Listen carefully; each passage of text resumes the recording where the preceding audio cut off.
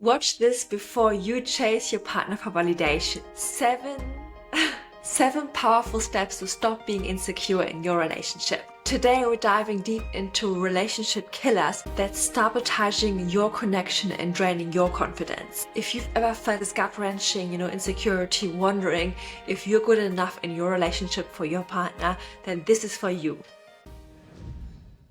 I used to be very insecure in my relationships for 30 plus years, actually in all my relationships. And I've been always questioning if I was ever good enough for my partner, for other people, for my friendships. And it all started back in school. I was made fun of. I felt like less than. I always felt people were better than me.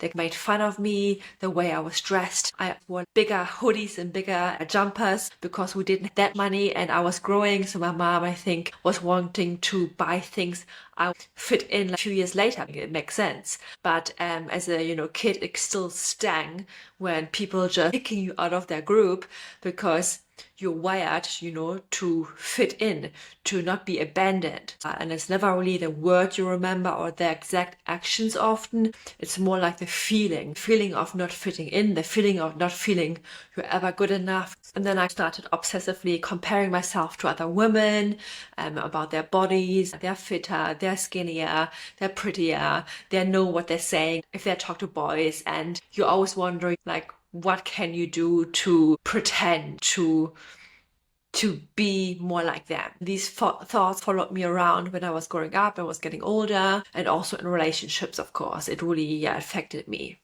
And I always thought I never can look like them because I had this belief it's not possible to change. I remember when I always felt insecure and I had this chat when my mom was saying you can never look like your friend, like this specific girl. And she was trying to tell me you are normal. She was trying to tell me that everyone has their own unique bodies. And for me as a kid, I interpreted it. I took it the way that you can't change, you can't lose weight, you can't get fitter if you work out. Because at that time there wasn't such thing as social media. You couldn't see results when people worked out or worked on themselves. So nowadays I can see the results. I can see people, when you put in the effort, you can change. But at that time I had no idea.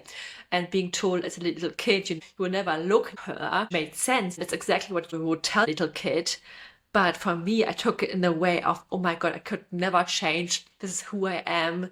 And nowadays, that's why it's so important for me always to work on my own thoughts, because my thoughts was my biggest enemy of feeling insecure and chasing validation and never feeling good enough. So yeah, I would obsessively compare myself to other people, to other women, and even my relationship, and convince myself everyone was prettier, everyone was smarter, I'm less than, and everyone is more successful as well. It's stressing me out thinking about it now. So, and that deep-rooted belief really was quite terrifying. And eventually, I always think eventually my partner will leave me. Eventually he'll find someone else, someone prettier, someone smarter. And if I ever grow up, he will then find someone younger than me.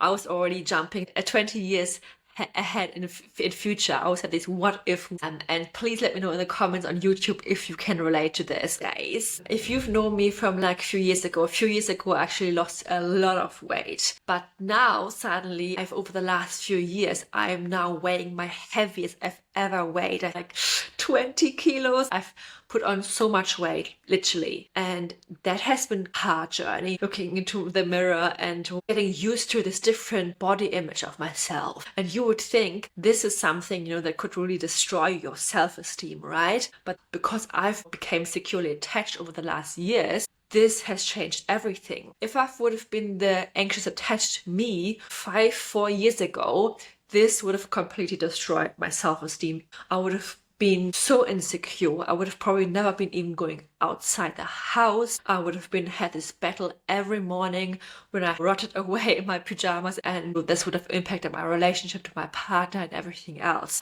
Would have chased his validation and his reassurance, wanted him to tell me, okay, you're still pretty, you're still good enough, and all of these things. But now, because I've now become the securely attached person who I am now, because I've learned all of these tools to reassure myself, to know I'm still good enough the way I am, even if external things happening. Actually, I learned through this journey to be kinder to myself, to have understanding and compassion for myself.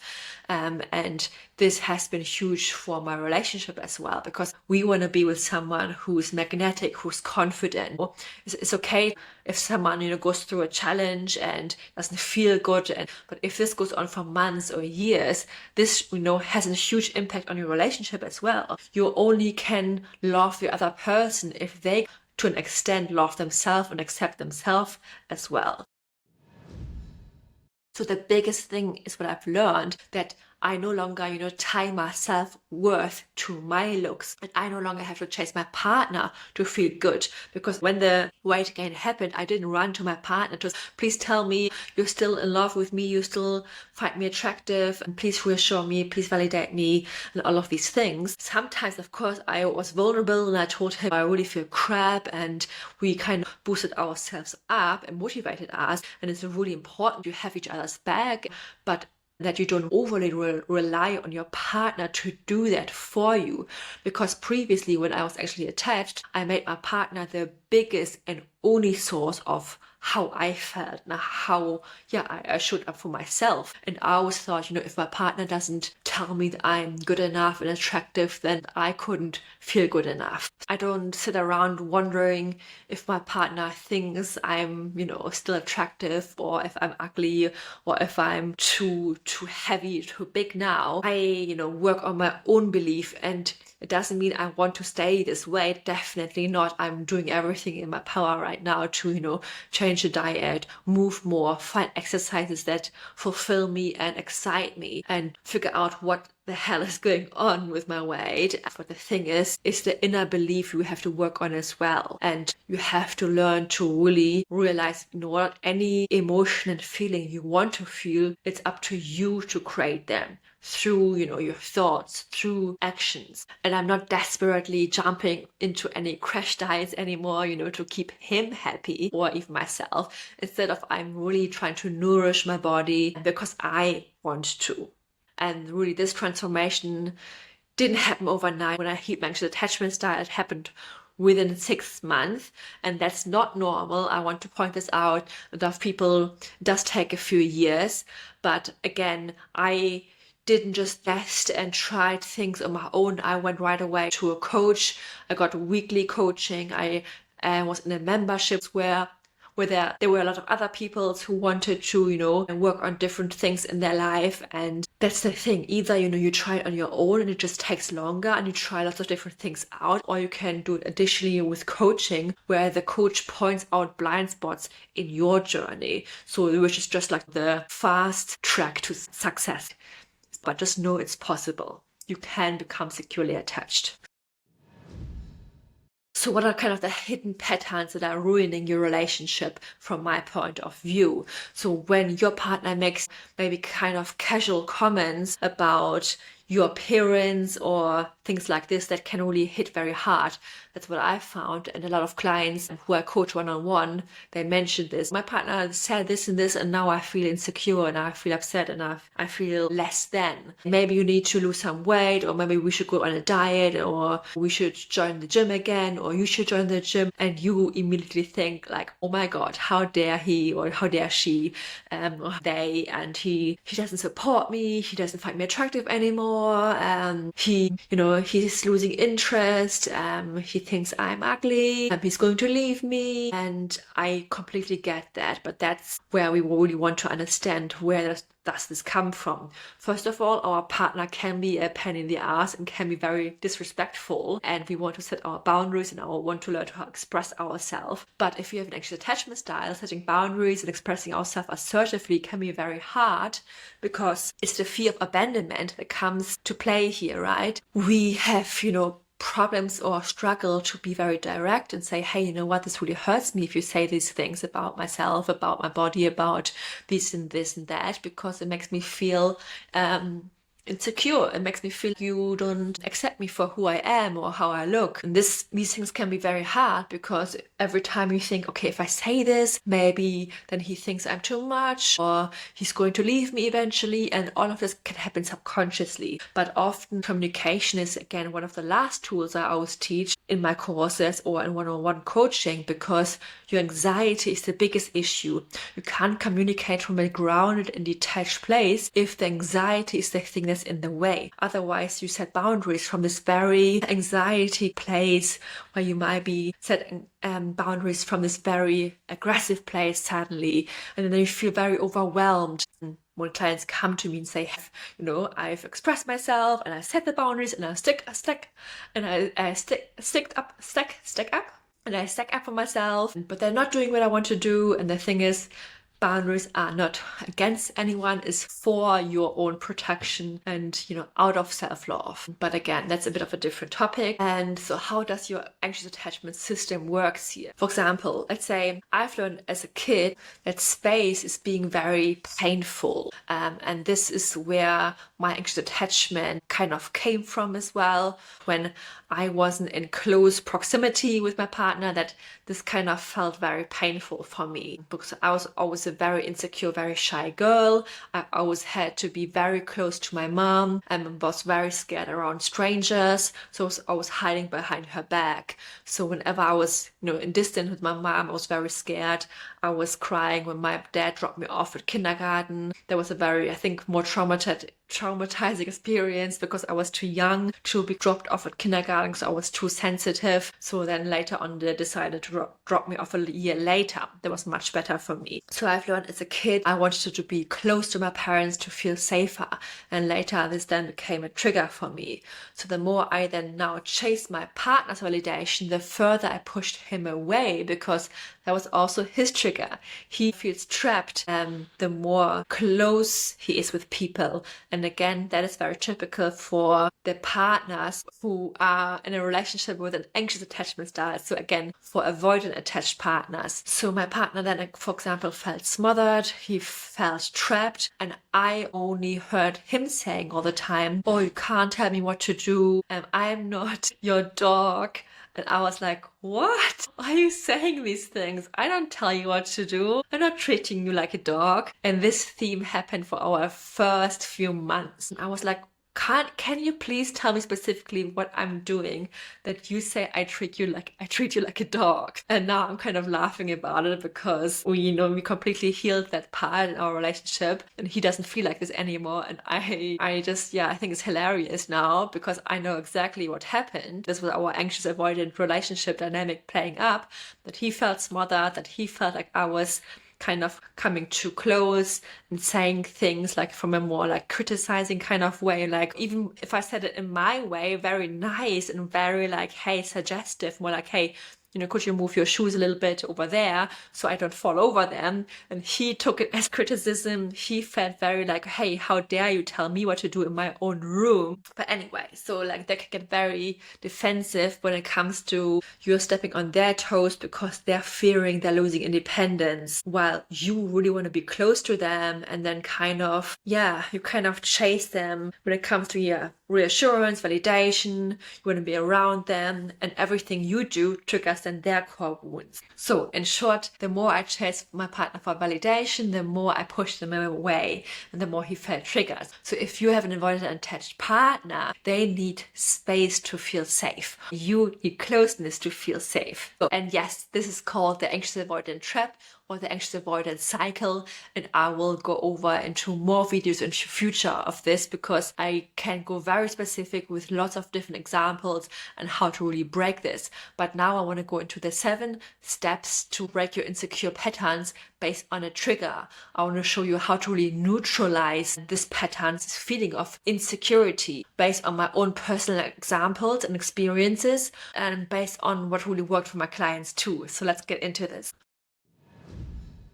So step 1 is identifying the trigger. When you feel insecure, pause, breathe, name exactly what is making you feel insecure. You can even write it down. Let's say your partner has liked a girl's Instagram picture. So name it, name the feeling. I feel insecure. A part of me feels insecure. And then this creates space between the trigger and your thoughts, because you want to notice your thoughts. And maybe you want to also notice, like, on the scale from like 1 to 10, where is this emotional pain sitting? Is it like a 5? Is it like an 8? Like, how strong is this pain actually? Just to like, is it called gauge, to rate the scale. And then step 2, to create even more of like a distance from this pattern, label the pattern. You could say, this is my anxious attachment speaking. This is me jumping to conclusions already. If you have a thought, okay, my partner doesn't like me, my partner fancies this woman more, my partner is more into her than he is into me, you could say, conclusions, this is me spiraling into the worst case scenarios. This is me focusing on the negatives. This is me, distorting the truth. This is my anxious brain making up stories. And this separates you from the actual situation, from the thought. You can even like pull out, throw it in front of you to just notice it. When you recognize that your need for constant validation or reassurance is just a pattern you've created in your childhood, especially, and it's not really this accurate think of your relationship on the present moment, everything shifts. And that's why, again, you also want to do the third step here, and that is connecting to the past. You're going to connect the trigger to the past and disconnect from the present moment. Ask yourself, when did I first learn I wasn't really enough? When did I first learn about this pattern? What is the similarity here from this pattern to my past? When did this first show up in my life? For me, it was, when I was bullied in school, my very, very first pattern, when I started overthinking and feeling insecure in my life and relationships. Second or third or fourth grade, I had to read out a book out loud, and I was so scared of making a mistake. And that was one of my first signs that I always felt like I wasn't good enough. So really become aware of your patterns. Step 4. Challenge your stories you have identified by now, hopefully. And you can write down all of your thoughts. Again, what beliefs are running below the surface. You have thoughts here, and then beliefs are underneath, the thing that are really driving your actions. Like, if I'm not perfect, I'll be abandoned. I need constant validation to feel secure and to feel good enough. If I'm not good enough, my partner will leave me. If I don't have the perfect body, my partner will find someone who has it. Things like this. And then you want to challenge these beliefs and stories. Is this really true? How do I know this is true? How can I cope even if I don't have this perfect body? How do I know I will be okay anyways? Can I find 10 pieces of evidence against this old limiting belief? Journal these down. Has my partner proven their love in my past even when I wasn't perfect? Has he showed up in different ways that I can't see right now? What evidence, really contradicts this limiting belief? Find this evidence. And if you haven't found anything, be open for this during the next day, the next weeks, and then rate your score from 1 till 10. Where are you now? Has anything dropped so far? Step 5, you want to reframe your stories, reframe your thoughts, replace your old stories with something new, empowering, something you can believe. Like, my worth isn't tied to someone's actions, like someone's words. You don't need someone's approval, to feel good enough. Your worth isn't tied to a specific look, to your appearance.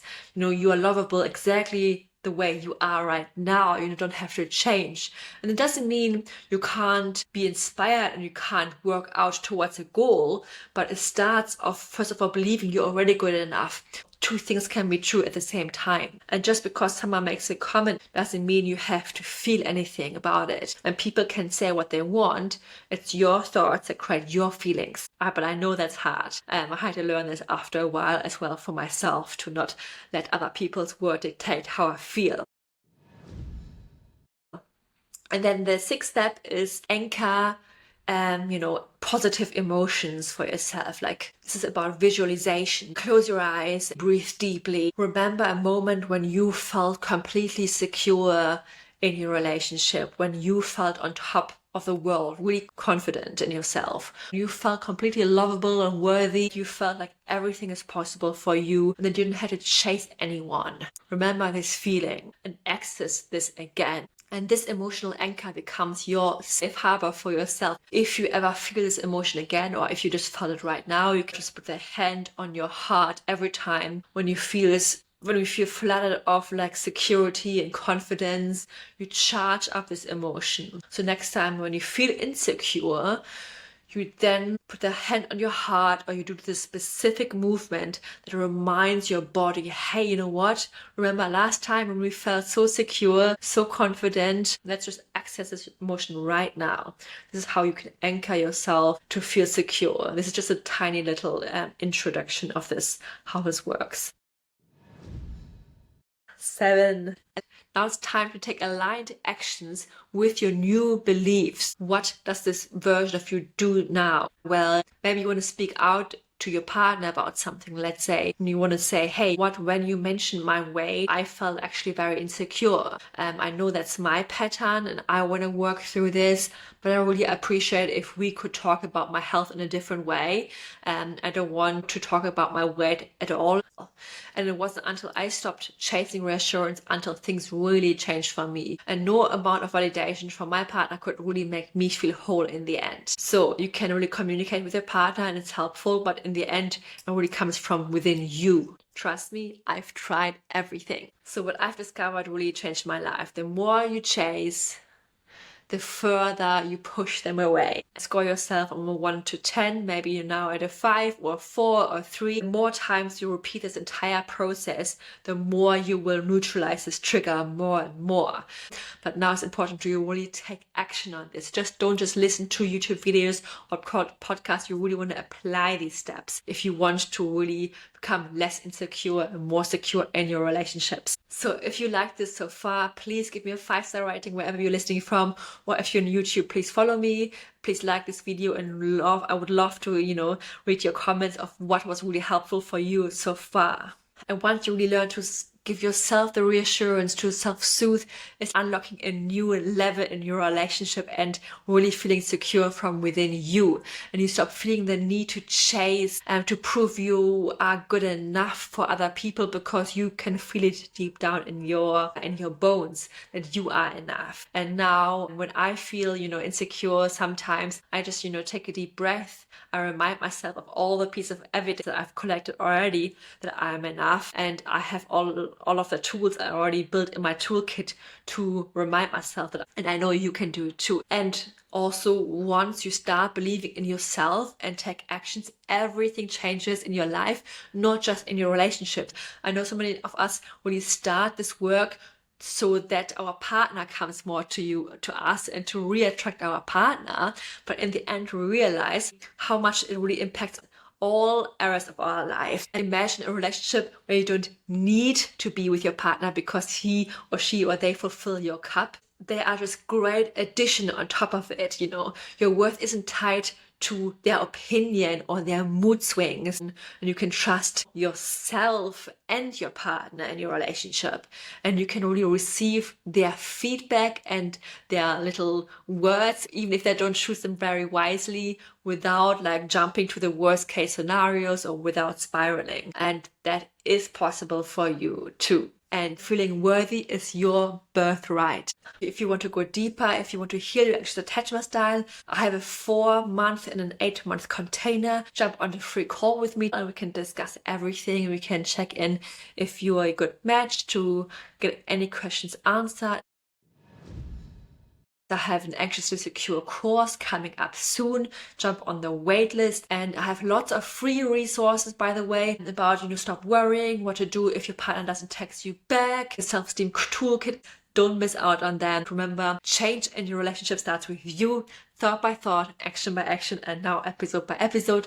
And remember, you are carrying these wounds since childhood, but you don't have to carry them forever, because you can rewire your mind. You can change if you want to, with the right tools and with the right support. So I'm here for you. I'm so excited to support you on your journey, and I'll see you in the next episode. Bye bye, Jula.